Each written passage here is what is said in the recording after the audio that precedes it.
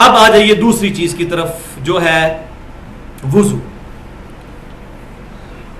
تو پہلی حدیث صحیح بخاری اور مسلم کی متفق علیہ حدیث کہ آپ صلی اللہ علیہ وسلم نے فرمایا کہ جو شخص اچھی طرح وضو کرے اور اپنے اعضاء کو صحیح طریقے سے دھوئے تو اللہ تبارک و تعالیٰ اس کے جسم سے سارے گناہوں کو نکال دیتا ہے، حتیٰ کہ اس کے ناخنوں کے گناہ بھی جو ہے وہ بھی نکل جاتے ہیں.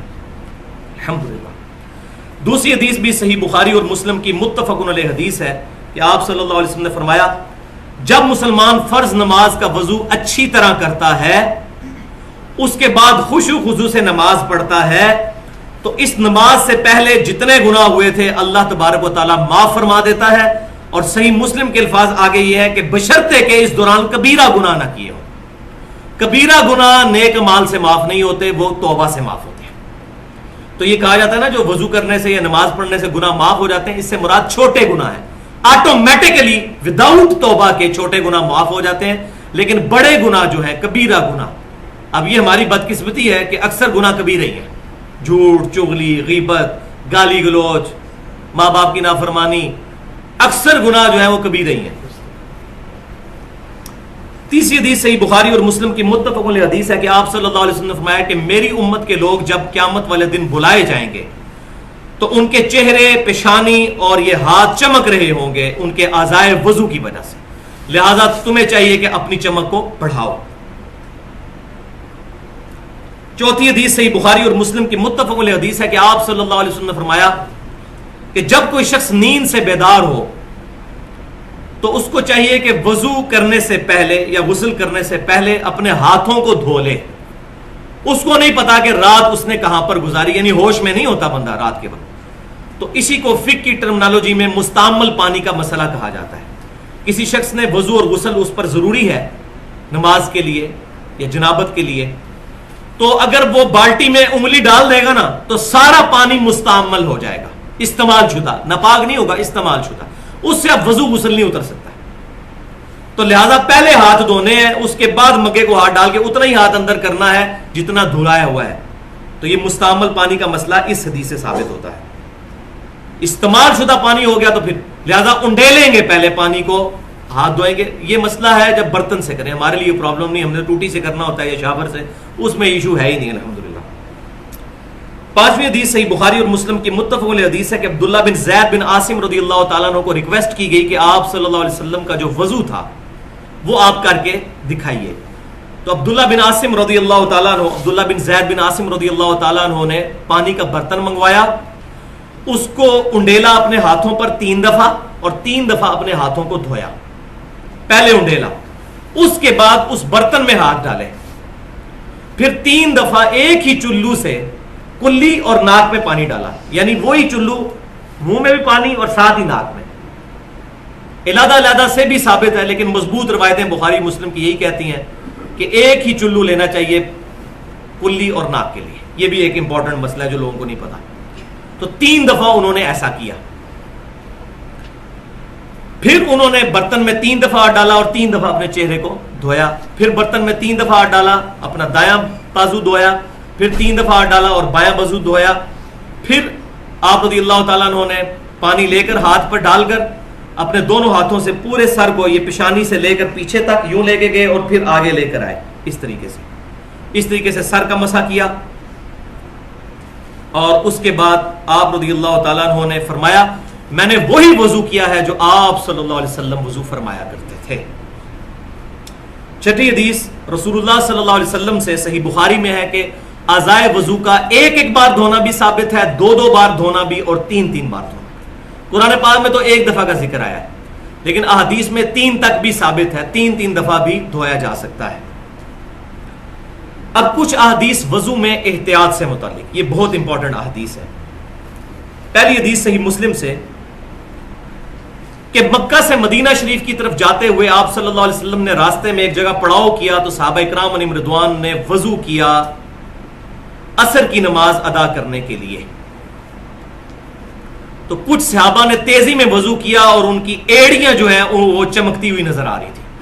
تو آپ صلی اللہ علیہ وسلم نے فرمایا کہ بے شک ایڑیوں کو خشک رہنے کی وجہ سے عذاب دیا جائے گا، وضو احتیاط کے ساتھ کیا کرو. تو اس سے بھی یہ بات پتہ چل گئی کہ وضو میں پاؤں کا دھونا ہی ضروری ہے، اور اس میں ایڑیوں کی خصوصاً سخت جگہ ہوتی ہے، سردیوں کے موسم میں اس کو صحیح طریقے سے ملنا چاہیے۔ دوسری حدیث جامعہ ترمذی اور سنن ابن ماجہ میں ہے کہ آپ صلی اللہ علیہ وسلم نے فرمایا کہ جب کبھی بھی تم وضو کرو تو اپنے ہاتھ اور پاؤں کی انگلیوں کا خلال بھی کرو۔ ہاتھ جب دھوئیں گے تو ہاتھ کی انگلیوں کا خلال کریں گے، اور جب پاؤں دھوئیں گے تو پاؤں کی انگلیوں کا بھی خلال کریں گے۔ اب احتیاط کا مطلب یہاں پر میں ایک چیز بتا دوں کہ یہ وضو کرتے ہوئے احتیاط کا مطلب اسراف بھی نہیں ہونا چاہیے اور کنجوسی بھی نہیں ہونی چاہیے، کیونکہ صحیح حدیث ہے، بخاری اور مسلم کی متفق علیہ حدیث ہے کہ آپ صلی اللہ علیہ وسلم ایک مد پانی سے وضو فرما لیا کرتے تھے، 600 گرام، یعنی آپ کی جو 1.5 لیٹر کی بوتل ہے اس کو آدھا کر لیں، اس سے آپ صلی اللہ علیہ وسلم وضو فرما لیا کرتے تھے۔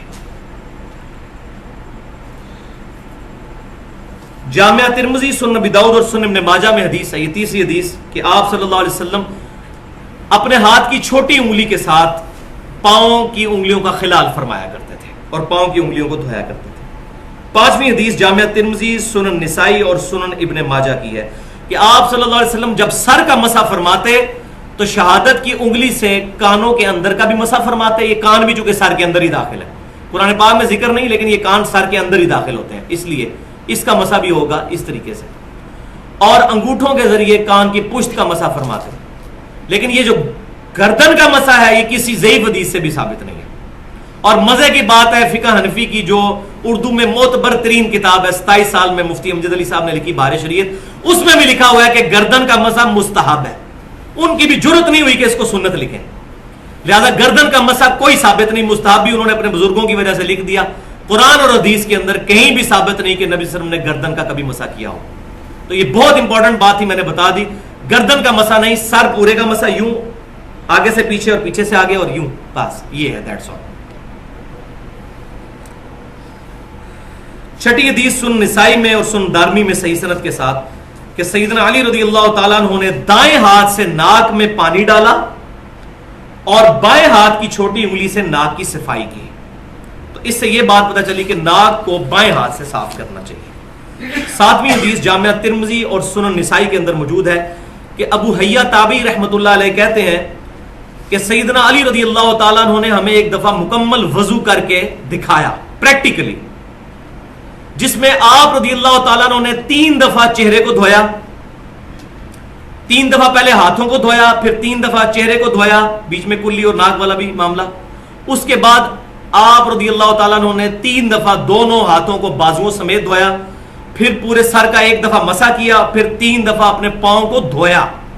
لہذا سیدنا علی سے بھی پاؤں دھونا ہی ثابت ہے، ہمارے پاس جو صحیح سند سے روایتیں پہنچی ہیں، یہ خصوصاً میں اہل تشیع کے حوالے سے بات کر رہا ہوں۔ اور پھر آپ رضی اللہ تعالیٰ عنہ نے وضو کا بچا ہوا پانی کھڑے ہو کر پیا، اور پھر سیدنا علی نے فرمایا کہ میرا وضو کرنے کا ارادہ نہیں تھا، میں نے صرف اس لیے وضو کیا کہ تاکہ تمہیں دکھاؤں کہ نبی صلی اللہ علیہ وسلم کس طرح وضو فرمایا کرتے تھے، تعلیم کے طور پر وضو سکھایا۔ 8ویں حدیث صحیح بخاری اور کے اندر موجود ہے تعلیقاً اور صحیح سند کے ساتھ، مسند امام احمد اور سنن نسائی میں موجود ہے کہ آپ صلی اللہ علیہ وسلم نے فرمایا کہ مسواک استعمال کیا کرو، اس میں تمہارے رب کی خوشنودی ہے، رب خوش ہوتا ہے مسواک استعمال کرنے سے۔ لہذا اگر دانتوں کے لیے کوئی ٹوتھ پیسٹ بھی استعمال کرتا ہے اور نیت دانتوں کو صاف کرنا ہے، اس کو بھی ثواب ملے گا۔ تو ٹوتھ پیسٹ آج کل استعمال کرنا ضروری ہے کیونکہ ہماری غذائیں بھی بڑی مرغن ہو چکی ہوئی ہیں، بہت چکنائی والی غذائیں۔ تو ٹوتھ پیسٹ اپنی جگہ استعمال کریں اور وضو کے ساتھ مسواک کو بھی استعمال کریں تاکہ اس کا ثواب بھی ملے، کیونکہ سنت ہے۔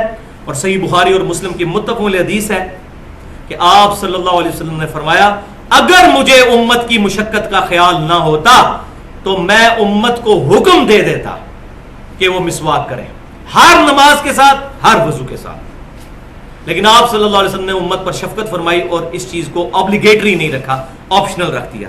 لیکن اس سے یہ رزلٹ نہیں نکالنا چاہیے کہ انسان اس سنت کو چھوڑ دے، اس کا یہ مطلب ہے کہ سنت بہت اہم ہے، اس پر عمل کیا جائے۔